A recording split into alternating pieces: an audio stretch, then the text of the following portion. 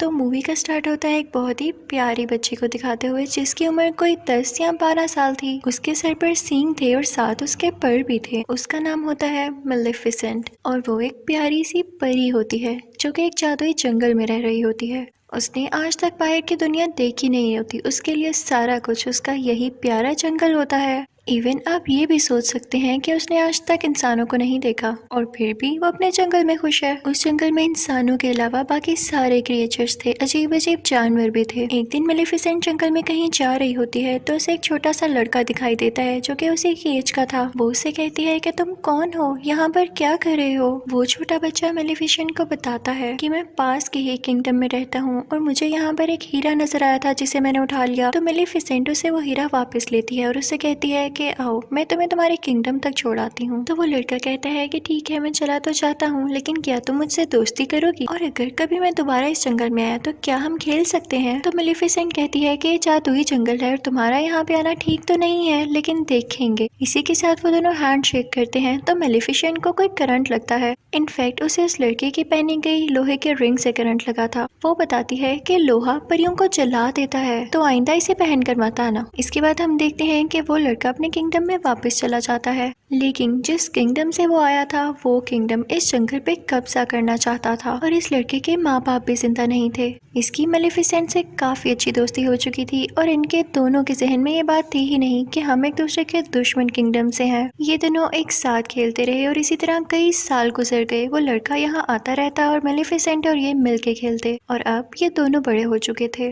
वो दोनों 16 साल के हो चुके थे और एक दूसरे को पसंद करने लगे थे। मेलेफिसेंट को अब लगता था कि इंसान परियों के दुश्मन नहीं हैं, वो बहुत अच्छे होते हैं। उसे ये भी नहीं पता था कि उनमें ग्रीड भी होती है, यानी लालच भी होती है। एक दिन मेलेफिसेंट सोच रही होती है कि उस लड़के को आए हुए काफी दिन हो चुके हैं और उसको उस लड़के की एक और बात भी याद आती है कि उसने कहा था कि जब मैं बड़ा हो जाऊंगा तो अपने किंगडम पर कब्जा करूंगा और जो यहाँ पे किला है उसको भी मैं हासिल कर लूंगा।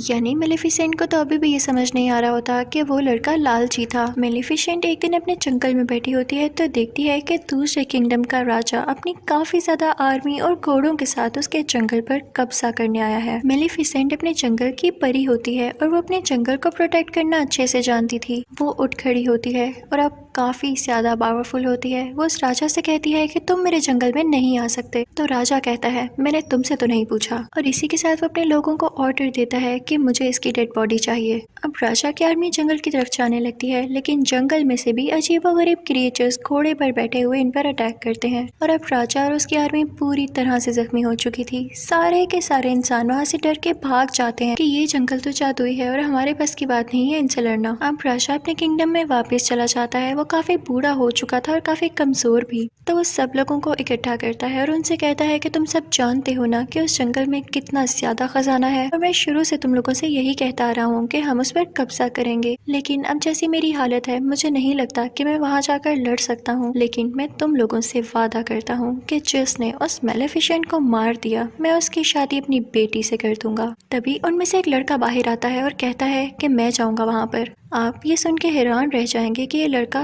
कौन था। ये था स्टीफन, यानी वही छोटा बच्चा जो कि मेलेफिसेंट के साथ खेला करता था। अब हम देखते हैं कि स्टीफन जंगल में जाता है मेलेफिसेंट से मिलने के लिए कई साल बाद। मेलेफिसेंट उसे पूछती है कि इतना अरसा तुम कहाँ रहे, तुम्हें जरा ख्याल नहीं आया हमारी दोस्ती का। तो वो कहता है कि मुझे माफ कर दो, मैं कुछ मसरूफ हो गया था, लेकिन मैं तुम्हें आज तक नहीं भूला और अभी भी मैं तुम्हें यही बताने आया हूँ कि हमारा राजा तुम्हें मारना चाहता है। तुम बस अपना ख्याल रखना, मैं तुम्हारी यहाँ पे हिफाजत प्रोटेक्शन करने आया हूँ।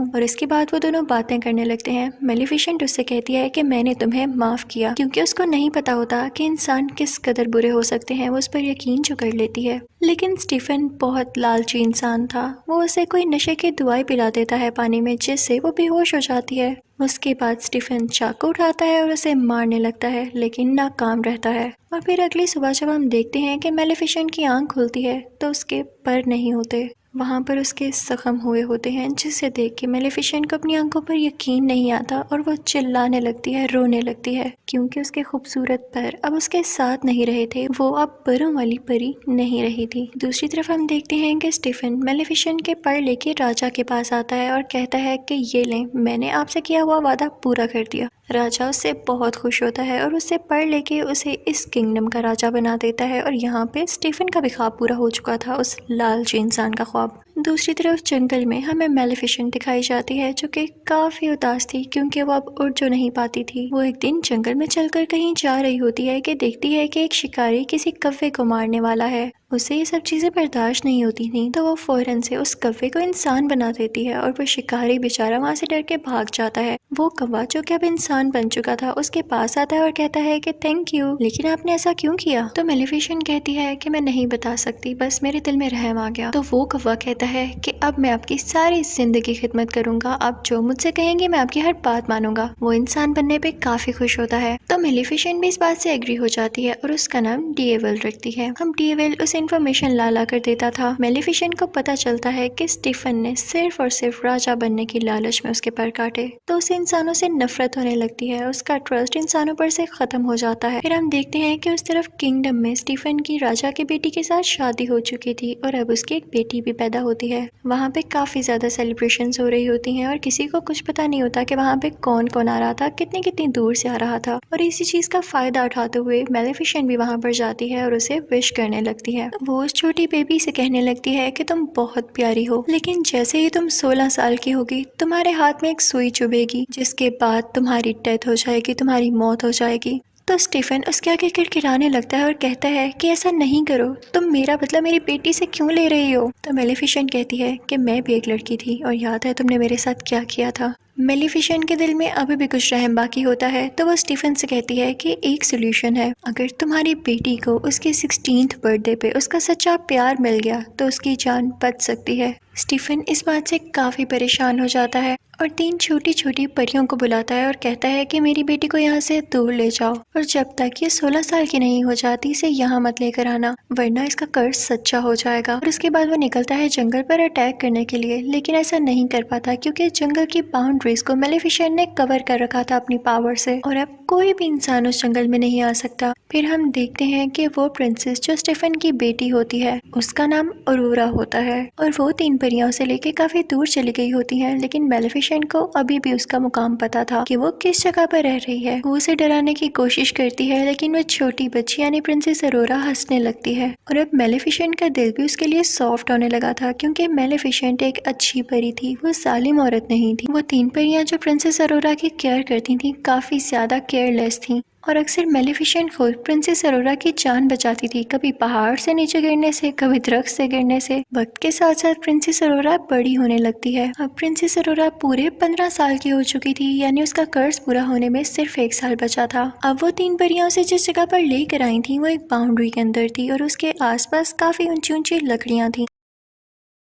प्रिंसेस अरोरा ने भी इसके बाहर की दुनिया नहीं देखी थी, जैसे मेलेफिसेंट ने नहीं देखी थी, तो उसको सस्पेंस होता था कि आखिर इसके बाहर है क्या। तो एक दिन वो वहां पर जाती है और वहां पर देखने लगती है कि तभी उसे फील होता है कि जैसे यहाँ पर कोई है। वो आवाज देने लगती है, कोई है तो सामने आओ, मुझे बहुत से क्वेश्चंस पूछने हैं। अब मेलेफिसेंट होती है वहां पर, उसे रहा नहीं जाता और वो प्रिंसेस अरोरा के सामने आ जाती है। प्रिंसेस अरोरा उसे देख के चिल्लाती है और कहती है, आप तो वही है जो बचपन से मेरा ख्याल रखती हैं, लेकिन कभी मेरे सामने क्यों नहीं आई? आप तो मेरी गॉड मदर हैं, मैं आपको पहचानती हूँ और जो आपके साथ कौवा है ना, मुझे वो भी बहुत अच्छा लगता है। मेलेफिसेंट को इस जवाब की बिल्कुल उम्मीद नहीं होती, तो वो भी अंदर अंदर से खुश हो जाती है क्योंकि मैंने आपको बताया ना वो बहुत अच्छी परी थी। वो अरोरा से प्यार करने लगती है और अब वो नहीं चाहती थी कि जो कर्ज मैंने इसे दिया वो इसे कभी भी लगे। उन दोनों में काफी दोस्ती हो गई थी और बिल्कुल वो एक माँ बेटी की तरह एक साथ रहती थी, खेलती थी, बातें करती थी। एक दिन जब प्रिंसेस अरोरा सो रही होती है तब मेलेफिसेंट अपनी सारी पावर्स यूज करके वो कर्ज वापस लेने की कोशिश करती है,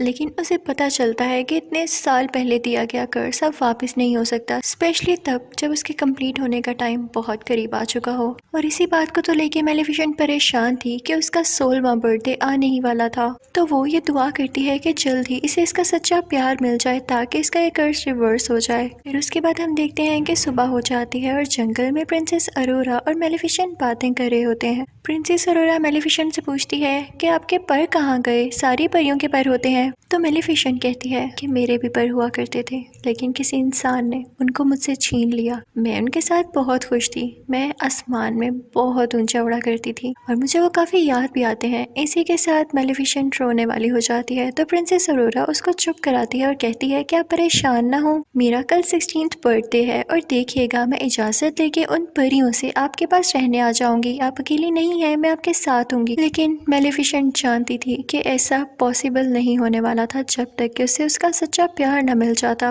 और एक दिन में ऐसा तो हो नहीं सकता था। प्रिंसेस अरोरा वहां से अपने घर जा रही होती है कि रास्ते में उसे एक लड़का दिखाई देता है जो कि काफी प्यारा था और उसी के जितना था। वो दोनों जैसे एक दूसरे की तरफ देखते हैं तो एक दूसरे को पसंद करने लगते हैं। खैर उसके बाद प्रिंसेस अरोरा वहां से अपने घर चली जाती है और उन तीनों परियों से कहती है कि मैं अब यहाँ से जाना चाहती हूँ। वो उनसे ये बात कर रही होती है कि मैं इस घर से दूर मेलिफिसेंट के पास जाना चाहती हूँ। तो परियों को लगता है कि शायद इसे उस बात का पता चल चुका है कि इसके पेरेंट्स अभी भी जिंदा हैं और ये किंगडम जाना चाहती है अपनी बर्थडे के बाद।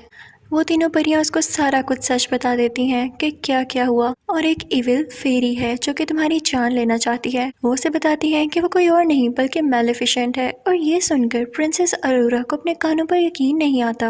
वो काफी उदास होकर मेलिफिसेंट के पास जाती है और उनसे पूछती है कि क्या जो मैंने सुना वो सारा कुछ सच है। तो मेलिफिसेंट उसे प्यार से कहती है कि हाँ ये सच है, मैंने तुम्हें कर्ज दिया था लेकिन अब मेरा दिल बदल चुका है, मैंने सिर्फ तुम्हारे फादर की वजह से ऐसा किया। मैं भी अब नहीं चाहती कि तुम मर जाओ, मैं तुमसे बहुत प्यार करती हूँ। लेकिन प्रिंसेस अरोरा काफी हर्ट होती है और वहां से चली जाती है। वो सीधा उस किंगडम की तरफ भागती है और जाके अपने फादर यानी स्टीफन राजा के गले लग जाती है और कहती है कि डैड मैंने आप लोगों को बहुत मिस किया, मुझे लगता था कि शायद मैं अकेली हूँ। उसके डैड को बहुत गुस्सा आता है उन तीन परियों पर। वो कहते हैं कि जब मैंने कहा था कि अरोरा को उसकी 16th बर्थडे के बाद लेकर आना है तो तुम लोग सब कुछ जानते हुए भी इसे एक दिन पहले क्यों ले आए जब कर्ज होने ही वाला है पूरा। वो अपने लोगों को ऑर्डर देते हैं कि इसे वापस छोड़ाओ या इसे एक कमरे में बंद कर दो जहाँ इसके आसपास कुछ भी ना पड़ा हो और ना कोई इस कमरे में जाए।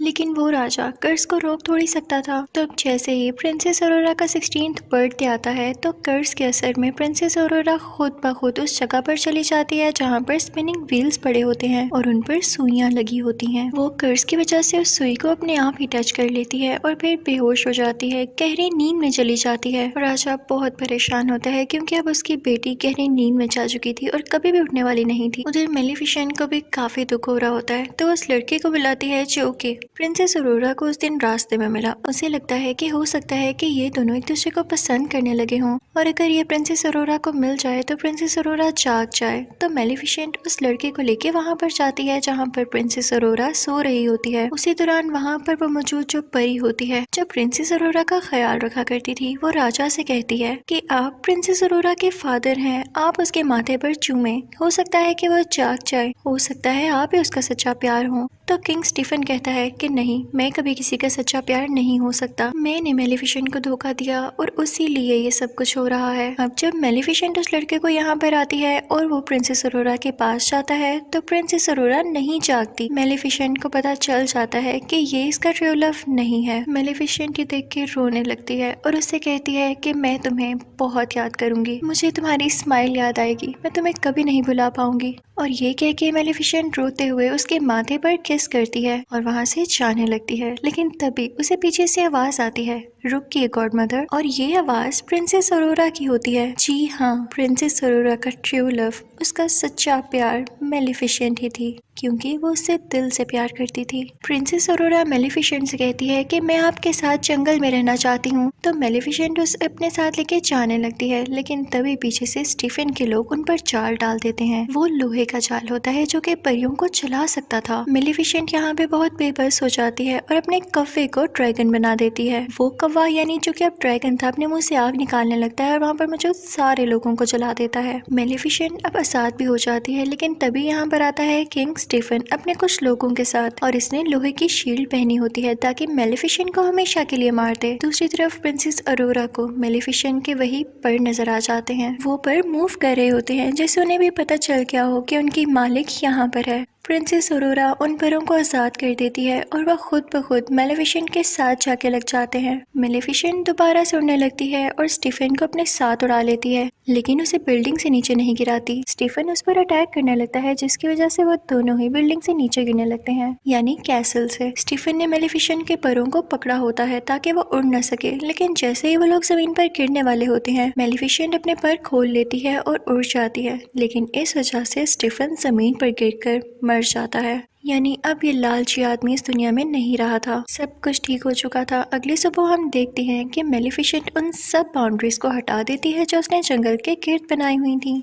वहाँ पर दोबारा से फूल खिलने लगते हैं, ग्रीनरी वापस आ जाती है। उसके बाद वो प्रिंसेस अरोरा से कहती है कि आज के बाद तुम इस जंगल की रानी हो, और वहाँ का किंगडम और ये जंगल आपस में मिल जाते हैं और सब बहुत हंसी खुशी जिंदगी गुजारने लगते हैं। यहाँ पर मेलेफिसेंट पार्ट 1 एंड हो जाता है और आपको एक्सप्लेन करूंगी मेलेफिसेंट पार्ट 2। मूवी शुरू होती है तो हम देखते हैं कि कुछ लोग उसी जादुई जंगल में जहाँ मेलेफिसेंट रहती थी वहाँ पर आकर कुछ जादुई क्रिएचर्स को चुरा रहे होते हैं, और इसी दौरान मेलेफिसेंट भी आ जाती है। मेलेफिसेंट उन तीनों में से 2 आदमियों को तो पकड़ लेती है, लेकिन तीसरा वहाँ से वो क्रिएचर चुराकर दूर जंगलों में भाग जाता है जहाँ पर ग्लोइंग फ्लावर्स निकले हुए थे। वो आदमी वहाँ से किंगडम की तरफ भाग जाता है। वो एक दरवाजा खोलता है तो उसमें से एक होल में से हमें किसी आदमी का हाथ दिखाई देता है। वो आदमी जिसने वो क्रिएचर चुराया, उस आदमी को वो क्रिएचर दे देता है। उसके कपड़ों पर वही ग्लोइंग फ्लावर भी लगा होता है जिसे वो आदमी ले लेता है और इन दोनों चीजों के बदले में उसे पैसे देता है। फिर हमें ये भी दिखाया जाता है कि उस किंगडम के लोग अभी तक मेलेफिसेंट को दिल से अच्छा नहीं मानते थे। वो समझते थे कि इसने हमारी प्रिंसेस को चुराया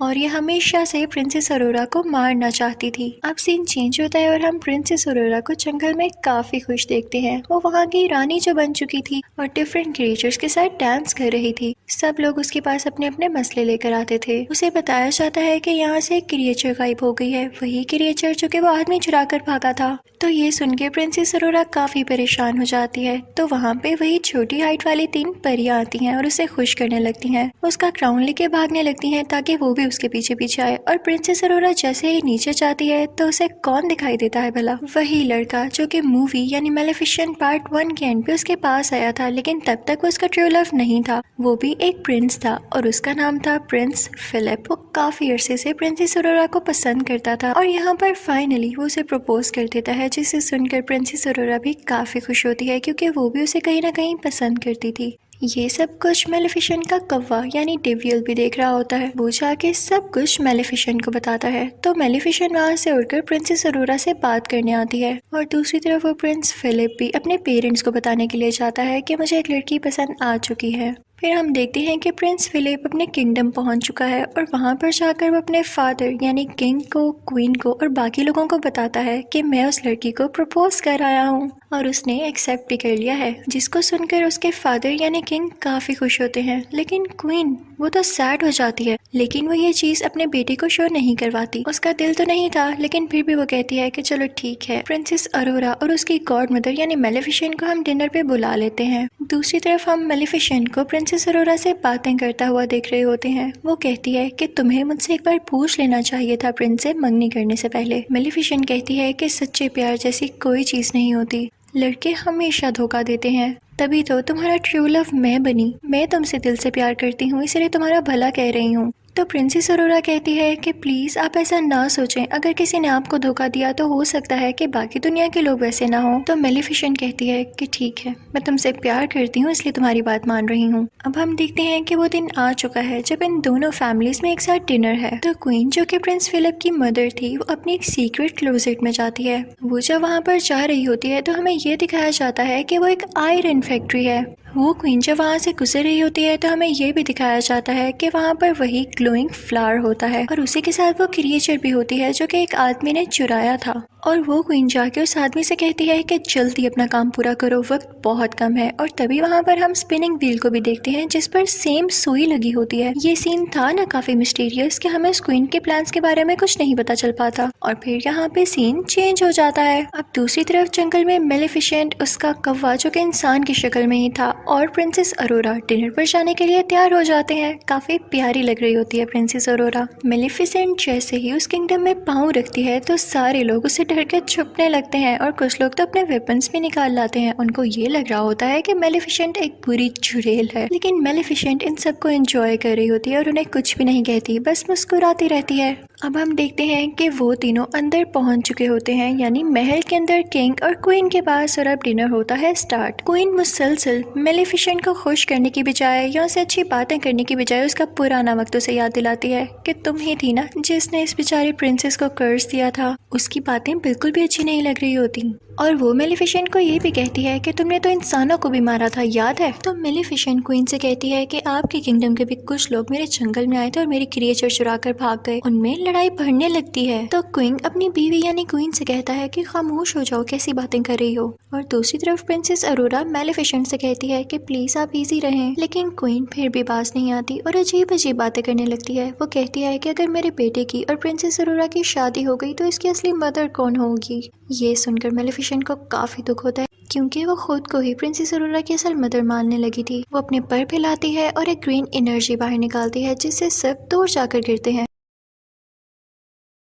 क्वीन भी बिला वजह का डर जाती है और किंग के पीछे जाके छुप जाती है, जिससे किंग बेचारे नीचे गिर जाते हैं। क्वीन ऊंची ऊंची बोलने लगती है कि मेलिफिसेंट ने किंग पर कर्ज कर दिया है और अरोरा उनकी बात पर यकीन कर लेती है और मेलिफिसेंट से कहती है कि प्लीज आप अपना कर्ज खत्म करते हैं, आप बार बार क्यों सब पे कर्ज करती हैं। तो मेलिफिसेंट कहती है प्रिंसेस अरोरा तुम भी ये कह रही हो, मैंने कोई कर्ज नहीं किया। लेकिन प्रिंसेस अरोरा मेलिफिसेंट की बात पर यकीन ही नहीं करती, क्योंकि क्वीन ने काफी अच्छे तरीके से उसको टैकल कर लिया होता है। तभी वहाँ पर सोल्जर्स आने लगते हैं जो कि मेलिफिसेंट पर अटैक करने वाले होते हैं। मेलिफिसेंट आखिरी बार प्रिंसेस अरोरा से कहती है कि क्या तुम मेरे साथ नहीं आओगी। तो प्रिंसेस अरोरा कोई जवाब नहीं देती और क्वीन और किंग के पास बैठी रहती है। तो मेलिफिसेंट दुखी होकर वहाँ से उड़कर चली जाती है। उसके साथ उसका कफा भी खिड़की तोड़ के बाहर चले जाते हैं। लेकिन वहाँ पे एक और लड़की होती है जो क्वीन और किंग की साथी होती है। वो आयरन बुलेट से मेलिफिसेंट पर अटैक कर देती है, जिससे वो बेचारी ओशन में गिर जाती है। अब हम देखते हैं कि कैसल में किंग बेचारे बेहोश पड़े होते हैं, तो उनको उनके बेडरूम में ले जाया जाता है। सब काफी परेशान होते हैं और उनका बेटा यानी प्रिंस फिलिप अपनी मदर क्वीन से कहता है कि आप डैड के माथे पर चूमे, आप उनसे सच्चा प्यार करती हैं ना, आप उनकी वाइफ हैं, हो सकता है कि वो दोबारा से ठीक हो जाए।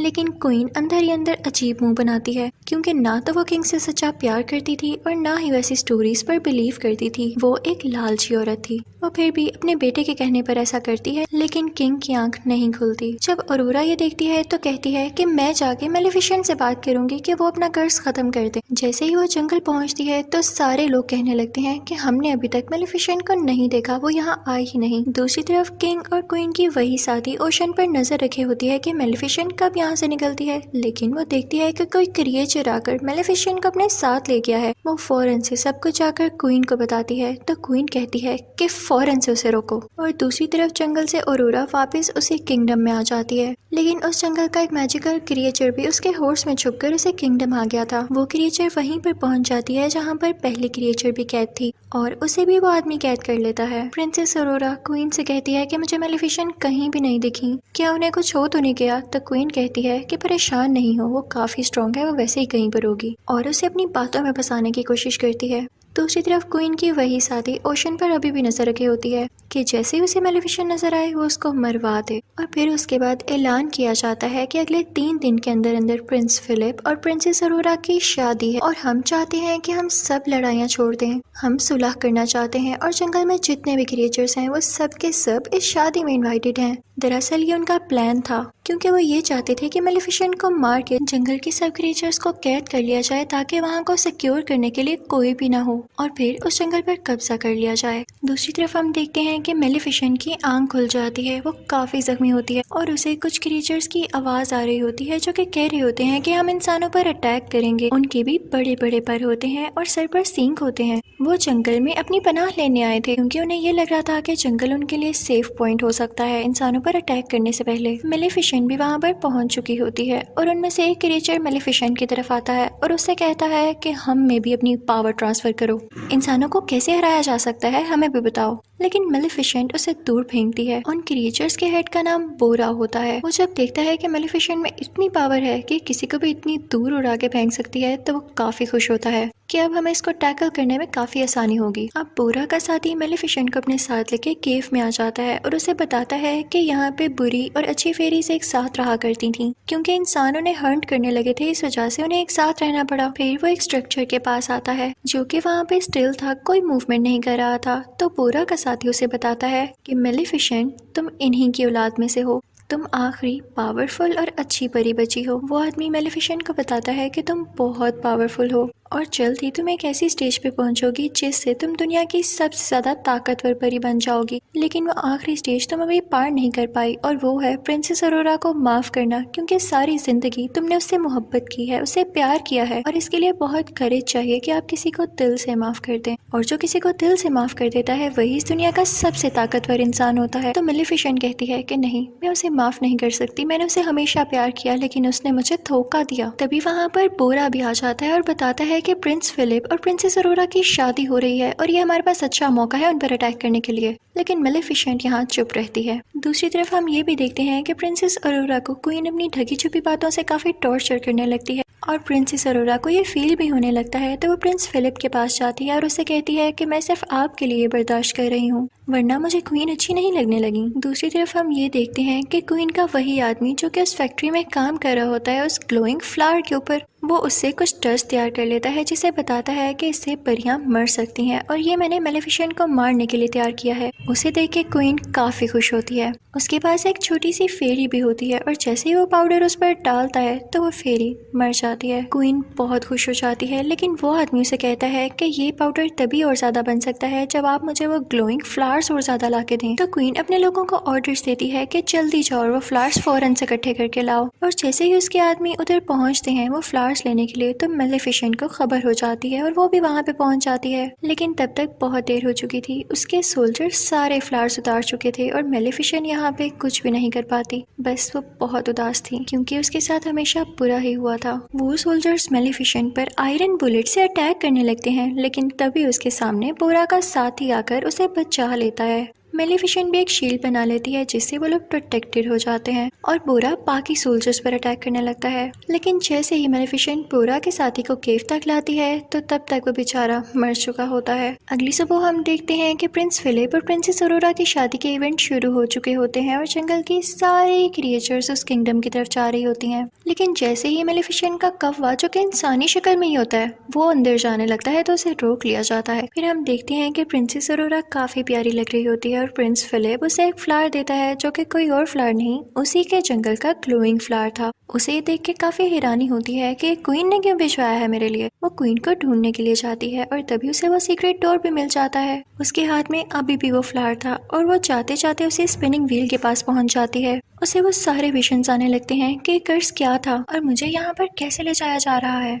वो वहाँ पर देखती है कि दो फेरीज भी कहते हैं वही क्रिएचर्स जिसे उस आदमी ने कैद किया था। वो उनको छुड़ाने ही लगती है लेकिन वो आदमी उसे रोक लेता है। तभी वहाँ पर क्वीन आ जाती है और वो प्रिंसेस अरोरा से कहती है कि मेरा किंगडम पहले उस जंगल के करीब हुआ करता था, लेकिन इन सब क्रिएचर्स और मेलिफिसेंट के एंसेस्टर्स ने, यानी उसके बड़ों ने मिलकर मेरे किंगडम को नुकसान पहुंचा दिया और मेरे फादर मारे गए। लेकिन जब मेरा भाई भी वहाँ सुलह करने के लिए गया तो उस जंगल के क्रिएचर्स ने मेरे भाई को भी मार दिया और जब मैं अकेली बच गई तो मुझे किंग से शादी करना पड़ी जो कि अब मेरा हस्बैंड है, लेकिन मैं उससे प्यार नहीं करती। तो क्वीन कहती है कि मैं तुम सबसे बदला लेकर रहूंगी। क्वीन सोल्जर्स को ऑर्डर देती है कि प्रिंसेस अरोरा को एक रूम में कैद कर दिया जाए और ऐसा ही होता है। और फिर उन क्रिएचर्स को भी एक रूम में बंद कर दिया जाता है और फिर उन पर वही पाउडर छिड़का जाता है जो कि उस आदमी ने तैयार किया था, जिसकी वजह से सारे क्रिएचर्स बेचारे वीक होने लगते हैं। जिस रूम में अरोरा होती है वहाँ पर उसका वेडिंग ड्रेस होता है और वो उसे फाड़ कर काफी लंबी सी रस्सी में बदल देती है और कैसल से नीचे जाने की कोशिश करती है। लेकिन तभी वहाँ पर सोल्जर्स आते हैं और प्रिंसेस अरोरा खुद को रूम में ही बंद कर लेती है। मेलिफिसेंट का कौवा भी, जो कि इंसानी रूप में ही होता है, कैसल के अंदर आ जाता है